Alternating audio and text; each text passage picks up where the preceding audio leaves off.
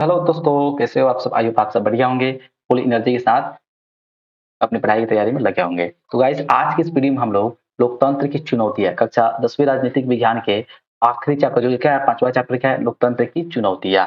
इससे पहले वाले वीडियो में हमने आपके क्या ये बोले तो पॉलिटिकल साइंस के जो 4 चैप्टर है, ठीक है? पूरे पॉलिटिकल साइंस में 5 चैप्टर है, ठीक है? जिनमें से 4 चैप्टर का ऑब्जेक्टिव क्वेश्चन वाला वीडियो हमने पहले कर चुका है। यदि आपने बाय मिस्टेक उसको अभी नहीं देखा है, तो प्लीज़ इस उस वीडियो को भी देख लीजिए, ताकि उससे भी आपका एक भी प्रश्न नहीं छूटे। और आज की इस वीडियो में क्या होने वाला है जानते हैं। आज की इस वीडियो में हम लोग लोकतंत्र की चुनौती जो कि 5वां चैप्टर है, इसके जितने भी वीवीआई मोस्ट इंपोर्टेंट एमसीक्यूज है उन सबको देखने वाला है। तो आपका एक-एक प्रश्न आपका इंपोर्टेंट होने वाला है, very very important, most important होने वाला है। तो आपका एक भी प्रश्न ना छूटे, इसके लिए आप वीडियो को एंड तक जरूर देखें, शुरू से लेकर एंड तक जरूर देखें। चलिए फटाफट से हम क्या करते हैं, वीडियो को स्टार्ट कर लेते हैं। मेरा नाम है वाहिद रजा और आप देख रहे हैं अपना favourite YouTube channel A to Z knowledge. चलिए वीडियो को स्टार्ट करते हैं।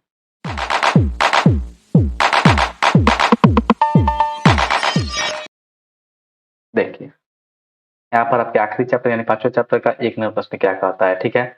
कि लोकतंत्र की सफलता निर्भर करती है, मान लीजिए लोकतंत्र सरकार बने, या किस पर निर्भर करता है हमको बताना है कि लोकतंत्र की सफलता जो है वो किस पर निर्भर करता है। तो इसका राइट आंसर है ऑप्शन नंबर सी, नागरिकों की विवेकपूर्ण सहभागिता पर। नागरिकों की विवेकपूर्ण सहभागिता पर, याद कर लीजिए, इसका सी राइट होगा। चलिए नेक्स्ट आता है हमारा 2 नंबर प्रश्न क्या कह रहा है कि 15वीं लोकसभा चुनाव से पूर्व लोकतंत्र में महिलाओं की भागीदारी थी। जो सब 15वीं लोकसभा चुनाव हुआ उससे पहले की बात चल रही है, ठीक है? तो उसमें चुनाव हुआ था, उसमें महिलाएं कितनी भागीदारी थी, महिलाओं की कितनी भागीदारी थी? तो इसका right answer option number A सही हो जाएगा, 10%। ठीक है, कितने प्रतिशत महिलाएं थी? तो 10% महिलाएं थी। ये भी पूछ सकता है कि 15वीं लोकसभा के पूर्व, या याद होना चाहिए, 15वीं लोकसभा से पहले की बात चल रही है, उसमें महिलाएं कितनी थी? तो 10% थी। 2 का ए राइट होगा। चलिए 3 नंबर क्या कहता है, बहुत ही इंपॉर्टेंट, बहुत ही अच्छे-अच्छे प्रश्न होने वाले हैं, देखते जाइए। लोकतंत्र जनता का, जनता द्वारा जनता के लिए शासन है, यह कथन किसका है? यानी यह कथन किसने कहा कि लोकतंत्र जनता का, जनता द्वारा तो जनता के लिए शासन है? यह कथन इसमें से किसने कहा था हमको बताना है।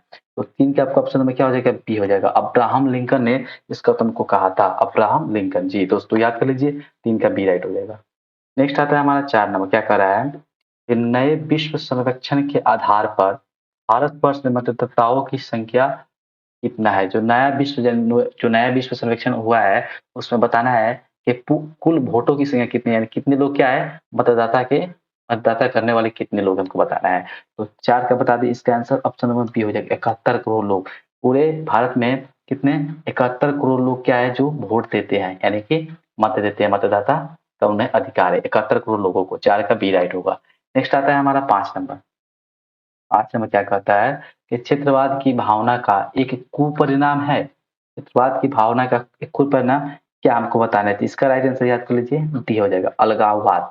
अलगाववाद जो है वह क्षेत्रवाद की भावना का एक कुपरिणाम है। 5 का डी राइट होगा। नेक्स्ट आता है हमारा 6 नंबर प्रश्न, क्या कहता है कि लोकतंत्र के मार्ग की सबसे बड़ी बाधा क्या है? लोकतंत्र की मार्ग की सबसे बड़ी बाधा इनमें से क्या है, हमको बताना है। तो इसका राइट आंसर हो जाएगा आपका ऑप्शन नंबर बी, अशिक्षा। ठीक है, लोकतंत्र की मार्ग सबसे बड़ी बाधा क्या है? अशिक्षा। यहाँ क्या है, पढ़े लिखे लोग बहुत कम है, यानी ए का बी राइट हो जाएगा। नेक्स्ट आता है हमारा 7 नंबर, क्या कहता है कि दुनिया के कितने हिस्से में अभी भी लोकतांत्रिक शासन व्यवस्था नहीं है? यानी दुनिया का कितना हिस्सा है जहाँ पर लोकतांत्रिक शासन व्यवस्था लागू नहीं है? तो 7 का आपका ऑप्शन बता दें, क्या हो जाएगा? बी, 1/4। ठीक है, यानी बोले तो 100 देशों में 25 ऐसे देश है जहाँ पर लोकतांत्रिक व्यवस्था नहीं है। हमने उदाहरण के लिए मान लिया है कि यानी 1/4 का मतलब क्या? 25%। तो 100, मान लीजिए 100 देश में, यदि 100 देश की बात किया जाए तो 100 देश में 75 देश में क्या है, लोकतांत्रिक व्यवस्था है, और 25 ऐसे भी देश है जिसमें लोकतांत्रिक व्यवस्था नहीं है। 1/4 राइट आंसर, 7 का बी राइट होगा। नेक्स्ट आता है हमारा 8वां प्रश्न, क्या कहता है कि भारतीय लोकतंत्र के कितने अंग है? भारतीय लोकतंत्र के कितने अंग है हमको बताना है। तो इसका राइट आंसर हो जाएगा, सॉरी यहाँ पे बी होना चाहिए। तो भारतीय लोकतंत्र के क्या है? 3 अंग है। यहाँ पे याद कर लीजिए, 8 का क्या हो जाएगा? बी हो जाएगा। भारतीय लोकतंत्र के 3 अंग है, 8 का बी राइट होगा। नेक्स्ट क्वेश्चन देखते हैं 9 नंबर, क्या कहता है कि निम्नलिखित में कौन लोकतांत्रिक अंग नहीं, इनमें से कौन जो एक लोकतांत्रिक अंग नहीं है, हमें बताना है नहीं, हमें बताना है। सॉरी, क्या कर रहा है, ठीक है, हमेशा नहीं थोड़ा बोला जा रहा है मिस्टेक। निम्नलिखित में कौन लोकतांत्रिक अंग है, अब हमें क्या बताना है कि इनमें से कौन जो है लोकतांत्रिक अंग है। तो ब्रिटेन, भारत, अमेरिका, इनमें से सभी। तो 9 का क्या हो जाएगा? डी हो जाएगा। ये सभी क्या है, इसमें ब्रिटेन, भारत, अमेरिका इन सभी में क्या है लोकतांत्रिक व्यवस्था ही तो है। ब्रिटेन में भी लोकतांत्रिक व्यवस्था है, भारत में भी है, अमेरिका में भी है, यानी इनमें से सभी हो जाएगा। तो 9 का डी राइट होगा। नेक्स्ट आता है हमारा 10 नंबर प्रश्न, क्या कहता है? भारत में सर्वोच्च न्यायालय के मुख्य न्यायाधीश की नियुक्ति कौन करता है? सर्वोच्च न्यायालय के मुख्य न्यायाधीश की नियुक्ति कौन करता है भारत में, बताना है। तो 10 का सी हो जाएगा ऑप्शन नंबर सी, क्या? संसद करता है। सर्वोच्च न्यायालय के मुख्य न्यायाधीश की नियुक्ति कौन करता है? तो संसद करता है। चलिए नेक्स्ट आता है हमारा 11 नंबर प्रश्न, क्या कहता है कि भारत में किस तरह के लोकतंत्र की व्यवस्था की गई है? भारत में किस तरह के लोकतंत्र की व्यवस्था की गई है? प्रत्यक्ष की अप्रत्यक्ष, ये प्रत्यक्ष अप्रत्यक्ष दोनों, इनमें से कोई नहीं बताना है। तो 11 का ऑप्शन में क्या हो जाएगा? बी हो जाएगा। भारत में जो लोकतंत्र की व्यवस्था हुआ अप्रत्यक्ष है। 11 का बी राइट होगा। नेक्स्ट क्वेश्चन आता है हमारा 12 नंबर, क्या कहता है? इनमें से कौन सी राज्य की विशेषता नहीं है? इनमें से कौन सी राज्य की विशेषता नहीं है? जनसंघीय सरकार, संप्रभुता, संप्रभुता, इनमें से कोई नहीं। तो बता देते हैं 12 का आपका ऑप्शन नंबर डी है कि इनमें से कोई नहीं।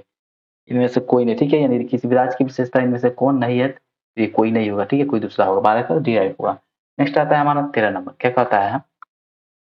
16वीं लोकसभा, ठीक है, 15वीं नहीं, 16वीं लोकसभा में महिला सदस्यों की संख्या कितनी है? ठीक है, तो 16वीं जो लोकसभा चुनाव हुआ उसमें महिला सदस्य की कितनी संख्या थी? तो 13 का आपका ऑप्शन नंबर ए हो जाएगा। कितना हो जाएगा? 61। 61 महिलाओं सदस्यों की संख्या थी। 13 का ए राइट होगा। नेक्स्ट आता है हमारा 14 नंबर, क्या पूछ दिया गया है? 16वीं लोकसभा का चुनाव किस वर्ष हुआ? 16वीं लोकसभा का चुनाव किस वर्ष में, बताइए फटाफट से। 16वीं लोकसभा जो चुनाव हुआ था हमारा, वह 2014 में हुआ था। 16वीं लोकसभा के कब हुआ था? 2014 में हुआ था। तो चलिए नेक्स्ट देखते हैं। नेक्स्ट आता है हमारा 15 नंबर, क्या कह रहा है? 17वीं लोकसभा का चुनाव किस वर्ष हुआ? जो 17वीं लोकसभा चुनाव हुआ वह किस वर्ष हुआ था, हमको बताना है। तो 15 का आपको बता दें क्या हो जाएगा? 2019 में हुआ था। देखिए हर एक एक चुनाव कब होता है? 5-5 साल, जो लोकसभा का जो चुनाव था वह 5 साल पर होता है। तो 5 साल पर होता है, तो जो 15वीं लोकसभा चुनाव हुआ था वो 15वीं लोकसभा चुनाव वह क्या हुआ था? 2009 में हुआ था।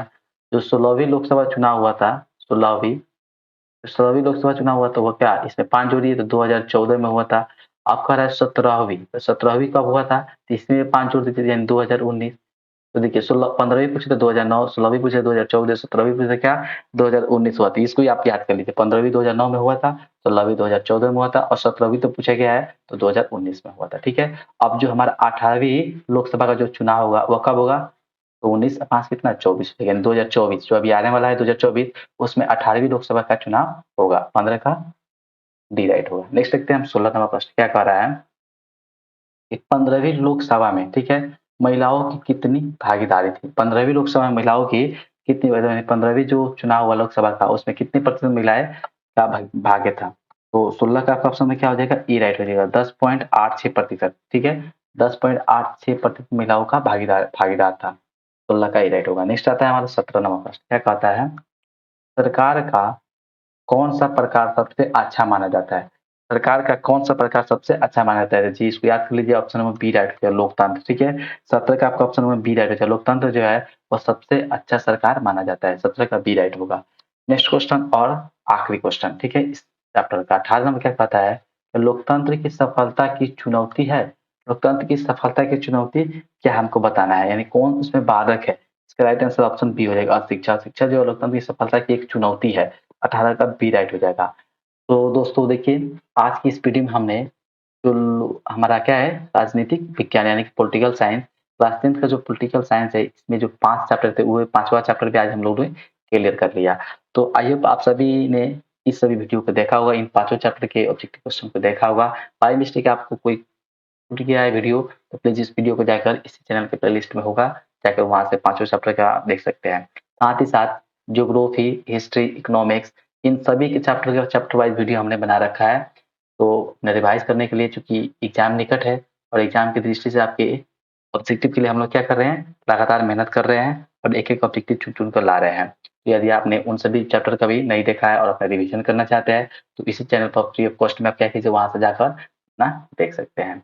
यदि आपको ये वीडियो पसंद आई है, ये वीडियो, तो प्लीज इस वीडियो को एक अंगूठा टिकिए, ठीक है, क्योंकि अंगूठा टेकने में कोई भी पैसा नहीं लगता है। तो प्लीज इस वीडियो को हमारे मेहनत के लिए लाइक कीजिए और इस वीडियो को अपने दोस्तों में पहुंचा दीजिए ताकि वो भी इस वीडियो का लाभ उठा सके। तो मिलते हैं एक ऐसी इंटरेस्टिंग वीडियो के साथ, तब तक के लिए पढ़ते रहिए, मस्त रहिए। बाय बाय, धन्यवाद।